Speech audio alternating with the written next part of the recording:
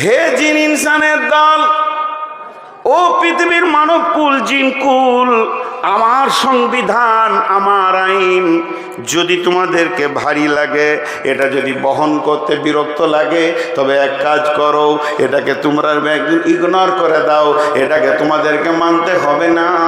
তোমরা একটা কাজ করো, আমার রাজ্য ছেড়ে অন্য আল্লাহর রাজ্যে চলে যাও, যেখানেই যাবে ওটাই আমার রাজ্য, ইল্লা বিসুলতান।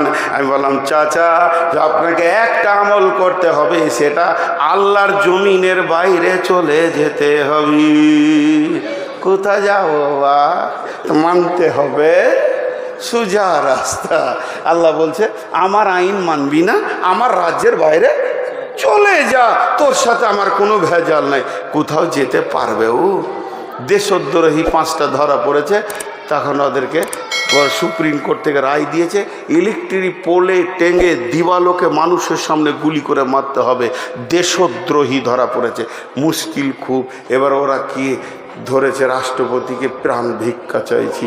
রাষ্ট্রপতি বলছে 1 সপ্তাহ টাইম দিলাম, দেশের মাটির বাইরে চলে যা।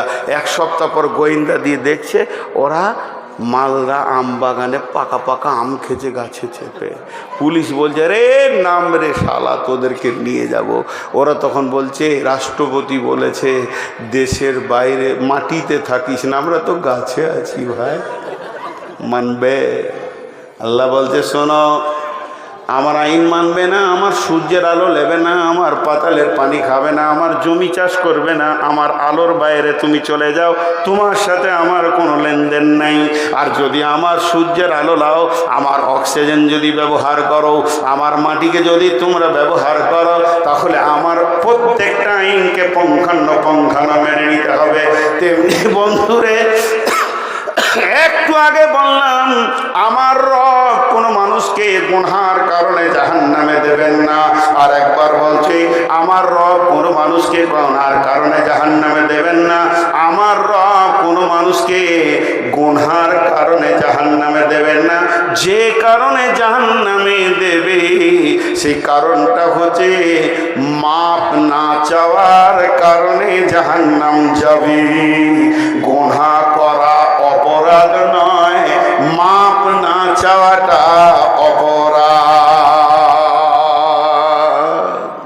বুঝাতে পারলাম? গুনহার কারণে মানুষ জাহান্নাম যাবে না, মাপ না চাওয়ার কারণে যাবে। কারণটা হচ্ছে মাপ না চাওয়া।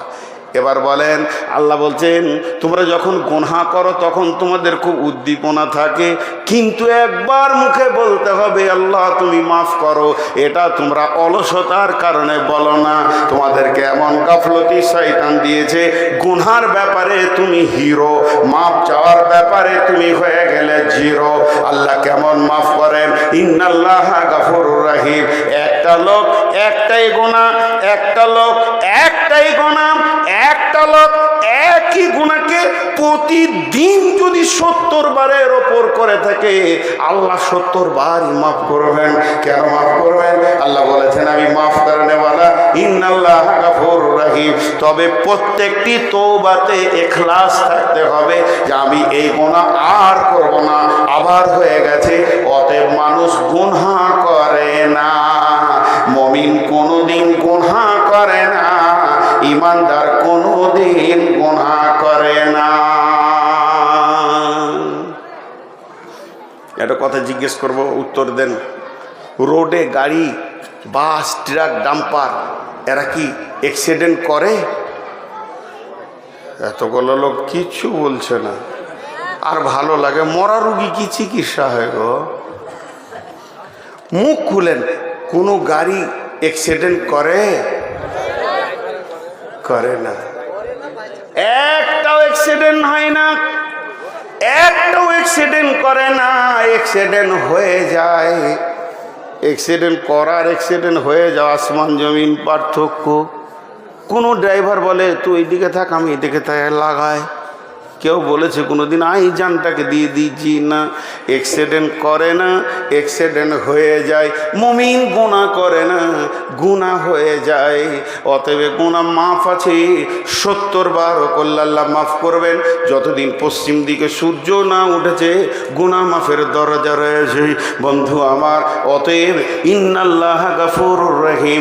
কোনো মানুষ গুনার কারণে জাহান্নাম যাবে না, মাফ না চাওয়ার কারণে জাহান্নাম যাবে।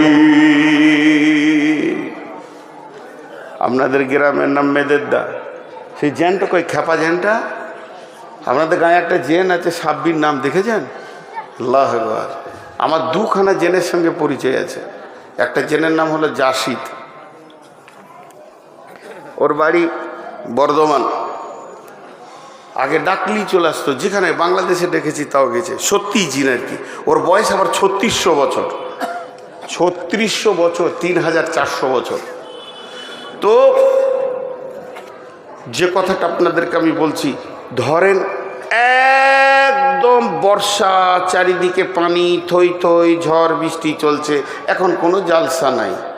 ওই অবস্থায় যদি আমি এলাকায় ঘুরি তো মানুষ জিজ্ঞেস করবে কি ব্যাপার। আর জালসার সিজনে যদি ঘুরি তো মানুষ জানবে যে কোথাও জালসা আছে। এ মাল ঘুরছে মানে কোথাও মাইক বাজছে, ঠিক কি না?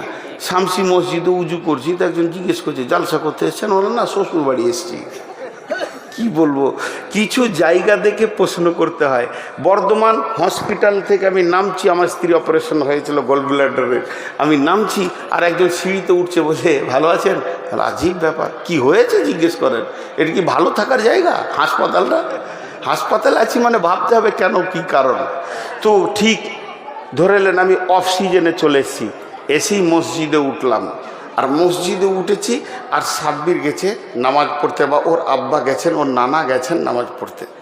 হঠাৎ অবাক, এত বৃষ্টিতে কেন লোকটা তাল পাচ্ছে না। মাস্টার সাহেব নামাজ পড়তে পড়তে দেখে বর্ধমানই নয়, সবাই অবাক হলো। কিন্তু বন্ধু আমার, চারিদিকে বৃষ্টি, হোটেল টোটেল কিছু খোলা নাই। কোনো ওরকম টোটো ধরে এসে পৌঁছেছি মেদেরদায়। রাত্রি তখন 10:30 বেজে গেছে, 8টা বেজে গেছে, 8:30 9টা বাজছিল। মাস্টার সাহেব বাড়ি গেলেন, বাড়িতে গিয়ে বলছে বর্ধমানই এসেছে, কিছু খাবার আছে কি? বিবিকে জিজ্ঞেস করছে, বিবি ফিস ফিস করে বলছে কিছু তো খাবার নাই গো, 2-3 পিস মাংস পড়েছে, ডিম আছে, ডিমটাকে অমলেট করে দিই। ওনাকে ডাকেন, ভাতটাকে একটু ওভেনে মাইক্রো ওভেনে গরম করে দিই। আচ্ছা ঠিক আছে, আমি একটা কিছু ব্যবস্থা করছি, আপনি ডাকেন। উনি একটা ছেলেকে পাঠালো, বাবা নূর মোহাম্মদকে ডেকে নিয়ে এসো, দেখো কা বর্ধমানই মসজিদে বসে আছি। একটা ছেলে এসে বলছে হুজুর চলেন। মাস্টার সাহেব ডাকছি, কিংবা ডাকছেন হাজি সাহেব ডাকছেন, গেলাম না। 2 নম্বর একটা ছেলে এলো, আমি গেলাম না। 3 নম্বর একজনকে পাঠালো, আমি গেলাম না। 4 নম্বর একজনকে পাঠালো, আমি গেলাম না। আমাকে কত গুরুত্ব দিচ্ছে। 5 নম্বর একটা লোককে পাঠালো, যাও ডেকে নিয়ে এসো, আমি গেলাম না। 5 বার আমি গেলাম না। যে ডেকেছে তাকে আমি একদম নেকেট করে তেরে ধুমকে তাড়িয়ে দিলাম। কিন্তু হাজি সাহেব কত ভালোবাসেন, মাস্টার সাহেব কত ভালোবাসেন, অত রাত্রিতে ওই ঝিমঝিম পানিতে ছাতাটা নিয়ে এসে মসজিদে বলছেন ভাই আসসালামু আলাইকুম, আসেন, যেটুকু খাবার আপনার আমার কপালে আল্লাহ জুটিয়েছে 2 ভাইয়ে খেয়ে নেব। ঝাঁকি দিয়ে ছেড়ে নিলাম, গেলাম না। এইভাবে রাতটা চলে গেল, ক্ষুধার্ত অবস্থায় গেল। ফজরের নামাজ পড়ে আমি চায়ের দোকানে বসেই বলছি মেদেরদা লোক বেঈমান, এদের ইমান নাই, এদের কোনো চেতনতা নাই, মেহমানের প্রতি এদের কোনো গুরুত্ব নাই। আমি সারাটা রাত না খেয়ে থাকলাম, আমার ব্যাপারে কোনো খবর নিল না। একবার মুখ খুলে বলেন আমার দাবিটা সত্য না আমার দাবিটা মিথ্যা? বলেন দাবিটা মিথ্যা কি না? সবাই যদি একবার মুখ খুলেন কোনো গুনাহ হবে? হ্যাঁ ভাই, জোরে বলেন সত্য না মিথ্যা? মিথ্যা। কেন? 5 বার 6 বার ডেকে পেল না। আমার রব বলছেন তোর কাছে আমাকে শিখতে হবে, মাফ করে ডিউটিটা আমার, তোর কাছে কি আমাকে চেতনতা নিতে হবে? আমার কি বিবেক নাই? আমার কি জ্ঞান নাই? তোর গোনা করেছিস তুই, মাফ করব আমি। তাই ফজরের সময় মসজিদকে দিয়ে বললাম আমার গোলামদেরকে আমার ঘরে ডেকে দে, আমি রব রেডি হয়ে গেছি তার গোনাকে মাফ করার জন্যে। তোকে আমি পাইনি, জোহরে ডেকেছি তোকে আমি পাইনি, আসরে ডেকেছি তোকে আমি পাইনি, মাগরিবে ডেকেছি তোকে আমি পাইনি। তোর অলসতা কত বেশি ছিল, ঘুমাইয়ে কাজা করেছি ফজর তখনও জাগিনি, তখনও জোহর খেলাই খেলাই কেটেছে আসর, মাগরিবে আজ শুনি আজান, জামাতে সামিল হও রে এসাতে, এখনো জামাতে আছে স্থান। তারপরও তোকে আমি এসাতেও ডেকে পাইনি। পাঁচবার মুয়াজ্জিনকে দিয়ে ডেকে তোকে আমি পেলাম না। শেষকালে আমি রব তোকে কত ভালোবাসি রে, আমার উপরে ক্লেম লাগাস না, আমি রব কত মহব্বতের। তাহাজ্জুদের টাইমে সারা বিশ্ব যখন ঘুমিয়ে গেছে, আমি রব তোর দরজায় দাঁড়িয়ে আছি আর বলেছি গোলাম ওঠ, একবার উজু করে 2 রাকাত নামাজ পড়ে বল রব্বানা ফাগফির লানা যুনুবানা। আমি রব নিজে এসেছি তোর ঘরের দরজায়, পাপ করেছিস তুই, আগুন জ্বালিয়েছিস তুই, পাপের আসামি তুই, আমি হলাম রব, আমি তোকে কত ভালোবাসি রে। তোর পাপে আগুন জ্বলছে কিন্তু আমি রবের শান্তি হচ্ছে না। আমি তোর দরজায় ডাক দিয়েছি, তখন তুই গরুর মতো নাক ডেকে ঘুমিয়েছিলি।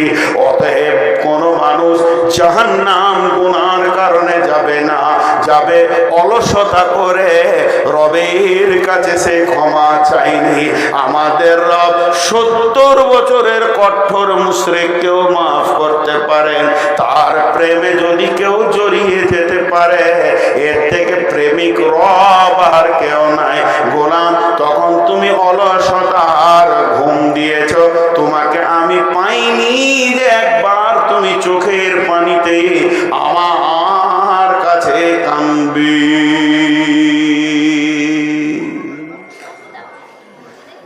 বলেন জাহান্নাম যাওয়ার কারণে আল্লাহ মাফ করেনি না মাফ নিতে পারিনি? জি ভাই, মাফ নিতে পারিনি। সব সময় অলসতা আমাদেরকে জাহান্নামে নিয়ে যাচ্ছে। এই জন্য প্রথমে বলেছি বডিতে ক্যান্সার হলে একটাই রাস্তা মৌত, একটা ঠিকানা কবর। আর যদি ইমানে অলসতা ঢুকে যায় ও জাহান্নাম যাবে, এই কথাটা বলা ভুল হবে। বরং কোরআন যেটা বলছে ওইটা বলতে হবে জাহান্নাম যাবি নিশ্চিত। অনিশ্চয়তার কোনো কথা নাই, এখন নিশ্চিত কথা যে ও জাহান্নাম যাবি। ভাইরা আমার, অনেক কথা আপনাদের সামনে রাখলাম, টোটালটা একবার সারাংশ টানছি। জি, টোটালটা একবার সারাংশ টানছি। একটা তার আগে হাদিস বলি। জি মাস্টার স্যার, আমি 50 পর্যন্ত বয়ান করবো, যে 10 মিনিট কালেকশন করবো, 12টায় শেষ করবো। ওনাকে নিয়ে আসবেন তার আগে, আমি কালেকশন শুরু করলে ওনাকে নিয়ে আসবেন। একটা হাদিস শুনে আপনাদেরকে, উঠছেন কেন সবাই? দেখেন 5টা চালাক উঠেছে, যে চালাকের গল্প শোনাবো। আহা, মাঝে একটা ফতোয়া দিই আপনাদেরকে। জীবনে ফতোয়া দিই না গো, যদি ভুল হয় তো সব বলে দিও, যারা আলেম আছে ভুলটা বলে দেবেন। তো আমি আপনাদেরকে একটা হাদিস শোনাই, তারপরে বলছি। সানাম, লাত, মানাত, উজ্জা, হবল, এগুলো মূর্তির নাম ছিল আগেকার জামানায়। সানাম বলে একটা দেবতা ছিল, সানাম। তো ওই একটা মুরব্বী ওর পুজো করতো, সানামের পুজো করতে করতে করতে করতে ওর 70 বছর ক্রস হয়ে গেছে। তাহলে কতদিন পুজো করছে? তা ওর জিকির ছিল, যেমন আমরা বলি সুবহানাল্লাহ সুবহানাল্লাহ সুবহানাল্লাহ সুবহানাল্লাহ সুবহানাল্লাহ সুবহানাল্লাহ সুবহানাল্লাহ সুবহানাল্লাহ আলহামদুলিল্লাহ আলহামদুলিল্লাহ আলহামদুলিল্লাহ আলহামদুলিল্লাহ আল্লাহু আকবার আল্লাহু আকবার আল্লাহু আকবার আল্লাহু আকবার। ও কি জিকির করতো? সনম সনম সনম সনম সনম সনম সনম সনম সনম সনম সনম সনম সনম সনম সনম সনম, এই জিকির করতো। ওই বুড়া 70 বছর ক্রস করে দিয়ে এর প্লাস 70 প্লাস বয়স চলছে, সে একটা ঘটিতে পানি নিয়েছে, ফুল নিয়েছে, আর ওই সনম দেবতার কাছে গিয়েছে, তার পায়ে ফুল দিয়েছে, তাকে পানি দিয়েছে, এবার পূজা শুরু করেছে। সনম মেরি জান তুই হি মেরি আকিদা, সনমকে ডাকতে রয়েছে। এই অবস্থায় তার মুখ থেকে বের হয়ে গেছে সনম সনম সনম সনম সমাদ সমাদ সমাদ সমাদ সমাদ সমাদ সমাদ। কার নাম? আল্লাহর নাম। কুল হু আল্লাহু আহাদ আল্লাহু সামাদ। রব্বুল আলামিন বলছেন, গোলাম আমি তোকে মাফ করার জন্য রেডি হয়ে গেছি, তুই আমার পবিত্র নাম ধরে ডেকেছিস। ফেরেশতারা বলছে, মাবুদ ও ভুল করে বলে ফেলেছে, তাও কি মাফ করবেন? আমার রব বলেন, এবার ফেরেশতারা বলে 70 বছরের সনমের পূজা করে, তাকে কি মাফ করবেন? আমার রব বলছে, গোলাম রে, হে আমার ফেরেশতা কুল, ও 70 বছর সনমের ডেকেছে, আর আমি রব 70 বছর ওর মুখের দিকে তাকিয়ে আছি, কখন আমাকে সামাদ বলে ডাকবি? বন্ধুরা আমার, এর নাম আল্লাহ। আল্লাহকে দিল দিয়ে হৃদয় দিয়ে যদি ডাকা যায়, আল্লাহ বলছেন লা তাখুযুহু সিনাতুন ওয়া মা লা নাওম, আমাকে তন্দ্রা দূরের কথা, আমাকে ঘুম পর্যন্ত স্পর্শ করে না। তুই সকালে ডাক, বিকালে ডাক, সন্ধ্যায় ডাক, দুপুরে ডাক, রাত্রিতে ডাক, রাত্রি 12টায় ডাক, রাত যত বেশি হবে আমার অফিস তত চলবে। আমি সারাদিন ফেরেশতার মাধ্যমে অফিস চালাই, আর যখন গভীর রাত হয়ে যায় তাহাজ্জুদের টাইমে আমি রব একাই ট্যাকেল করি। তার কারণ হচ্ছে গভীর রাত্রে আমার গোলাম আমার কাছে তওবা করে কাঁদবে, গাফলতির ময়দান থেকে উঠে বিছানা ছেড়ে কাঁদবে, আর আমি রব মাফ করব। এর জন্য আমি রাতকে বেছে নিয়েছি। আল্লাহ তাবারাক ওয়া তাআলা তার মেহবুব এবং হাবিব নবীর জন্য রাতকে বেছে নিয়েছিলেন।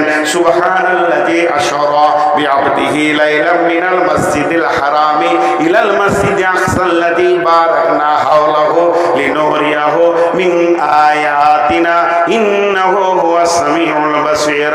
রাত্রিটাকে বেছে নিয়েছিলেন, গভীর রাত্রিতে রাসূলের মিরাজ হয়েছিল। শুধু তাই নয়, আল্লাহ আমাদের জন্য বলেছেন তাতাজাফা জুনুবুহুম আনিল মাজাজি'i ইয়াদউনা রাব্বাহুম খাওফান ওয়া তামাআ ওয়া মিম্মা রাযাকনাহুম ইউনফিকুন। রাতটাকে বেছে নিতে বলেছেন। জি, এটা দুটো কবিতা শোনাই, উপন্যাসের কবিতা কবি নজরুলের। জি, যে কত প্রেম মহব্বত আল্লাহর সঙ্গে জমাতে হবে, গভীর রাতে আপনি আল্লাহকে পাবেন। আল্লাহর কত দূর নেটওয়ার্ক, মোবাইলে তো নেটওয়ার্ক নাই, আল্লাহ নেটওয়ার্ক কত দূর। আল্লাহ বলছেন বিসমিল্লাহির রহমানির রহিম, রব্বুল মাশরিকাইনি ও রব্বুল মাগরিবাইন ফাবিআইয়ি আলাই রব্বিকুমা তুকাযযিবান।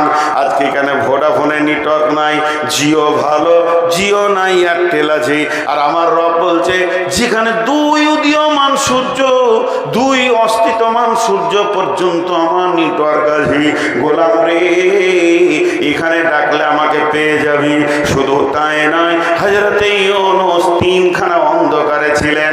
একটা হলো পানির অন্ধকার, তারপরে মাছের ভিতর, তারপরে পাকস্থলীর ভিতর, আর ওই মাছটা ছিল 800 মিটার পানির নিচে। সেখানে ইউনূস ডেকেছে লা ইলাহা ইল্লা আনতা সুবহানাকা ইন্নী কুনতু মিনাজ জালিমিন। ইউনূসের গাফলতি ছিল না, ইউনূসের ত্রুটি হয়ে গেছিল, একদম রেগুলার ডেকে গেছে, আর সেই আওয়াজ আরশে মহল্লা পর্যন্ত পৌঁছে গেছে। আল্লাহ বলে, গোলাম রে আমি সে রব আছি, এখনো তোরা ডাক।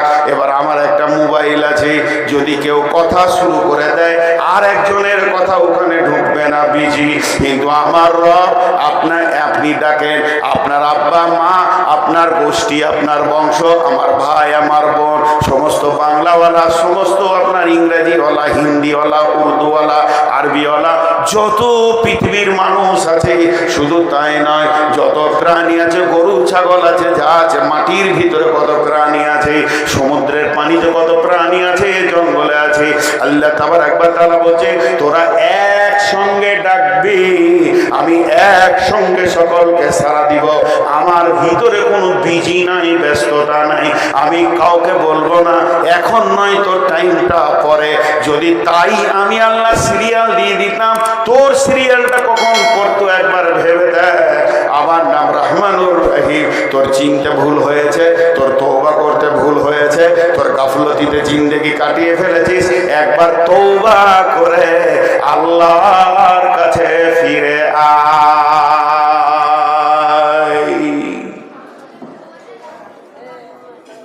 আমরা চিনতে ভুল করে দিয়েছি। জাহান্নাম মানুষ এমনি যাবে না।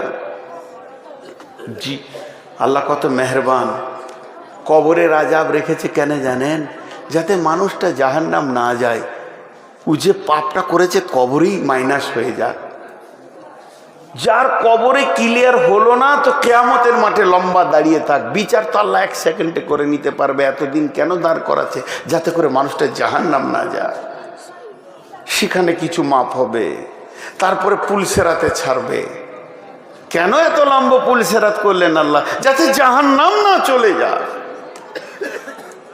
যাতে জাহান্নাম না চলে যায়।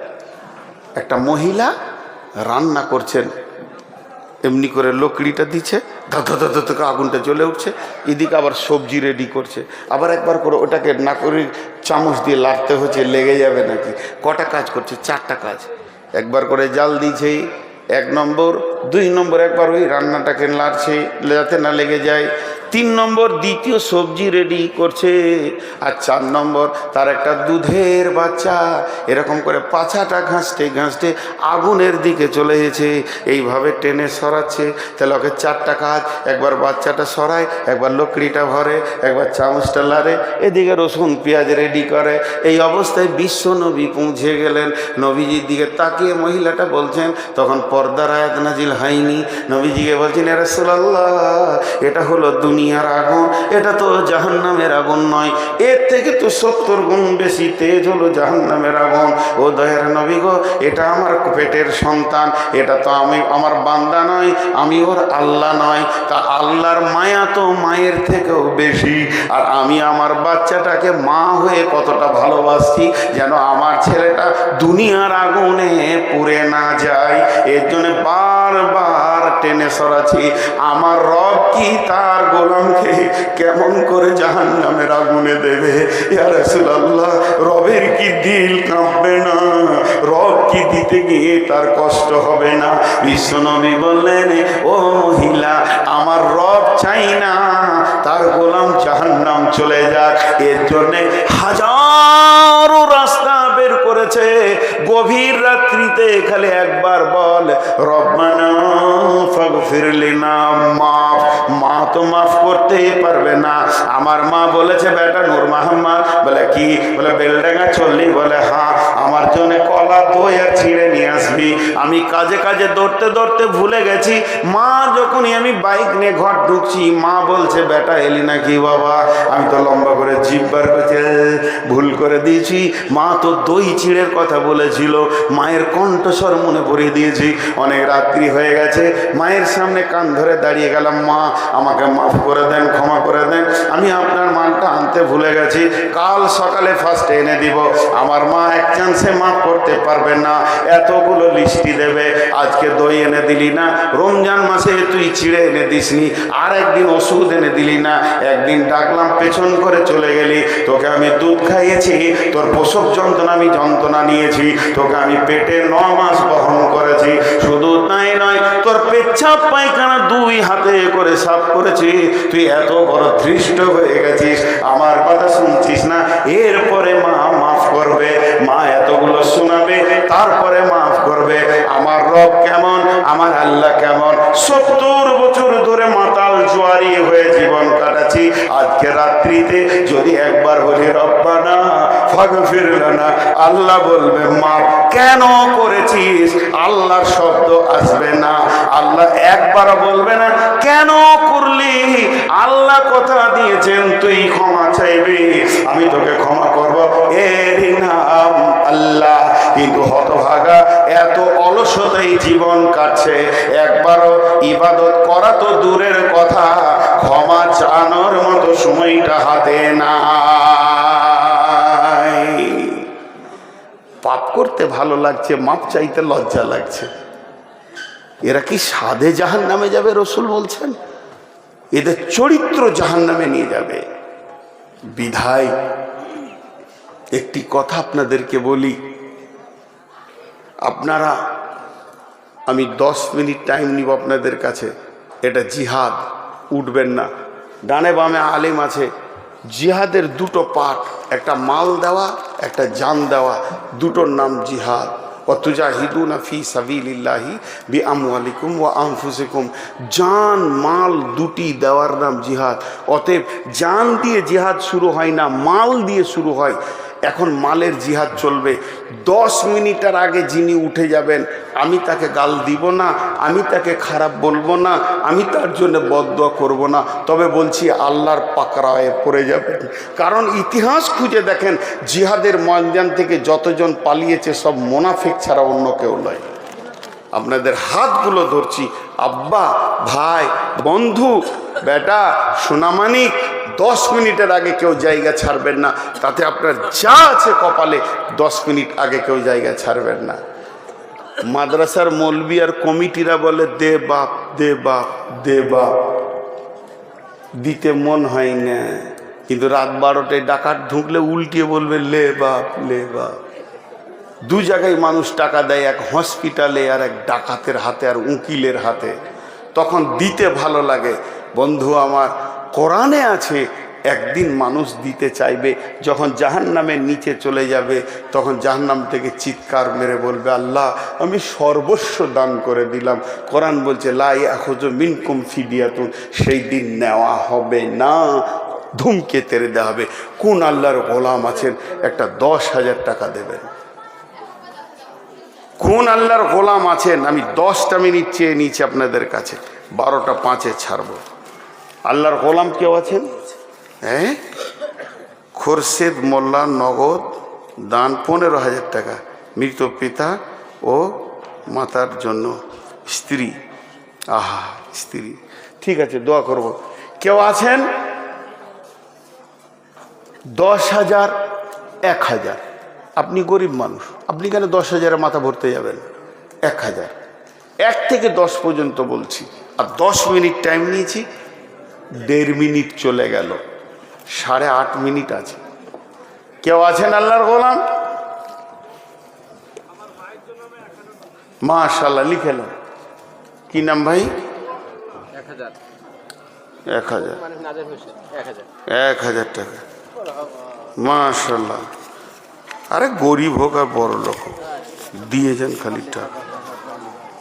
4, 5, 6, আপনি 1,000 দিয়েছেন, 1100 এসছে, 1100। আচ্ছা আলহামদুলিল্লাহ। দেখেন ওসমান গনির আমল কত আছে। হ্যাঁ হাজিবা, এ কোন ধরনের এটা দান? এই শোনেন, সোনামানি বাপজি আমার, ও খালু, আর কি বলবো, শ্বশুর বলবো নাকি শেষকালে? হ্যাঁ হ্যাঁ খালু, হ্যাঁ ও আচ্ছা আচ্ছা, জি মাশাল্লাহ, ওয়ালাইকুম সালাম। সালাম বাদ দে, টাকা, এখন টাকা, সালামে মজা নেই, টাকাতে মজা আছে, দেন আল্লাহর রাস্তে। জি আচ্ছা, খালি নিয়তটা আপনি করেন, বাকি দোয়া আমি করছি। মাশাল্লাহ, দেন যা আছে দিয়ে দেন, পকেটে যা আছে বার করেন, জামা কাপড় খুলে দিয়ে দেন, অসুবিধা নেই। জি জি, আল্লাহর গোলাম আর কেউ আছেন? আপনাদের তো এখন ধান উঠছে নাকি? ধানের এলাকা নয়, ধনিয়া সবজি, মাশাল্লাহ সবজি। একটা বেলা বেলা এলে 2টো ফুলকপি নিয়ে বাড়ি যেতাম, আজকে বাড়ি যাব, তাও তো মনটা খুশি হতো। মাশাআল্লাহ। হ্যাঁ হ্যাঁ, এখন আমাদের ধানের টাইম তো। জি, মুচুড়ে দিয়ে টাকা খুলে দেন। হ্যাঁ মাশাআল্লাহ।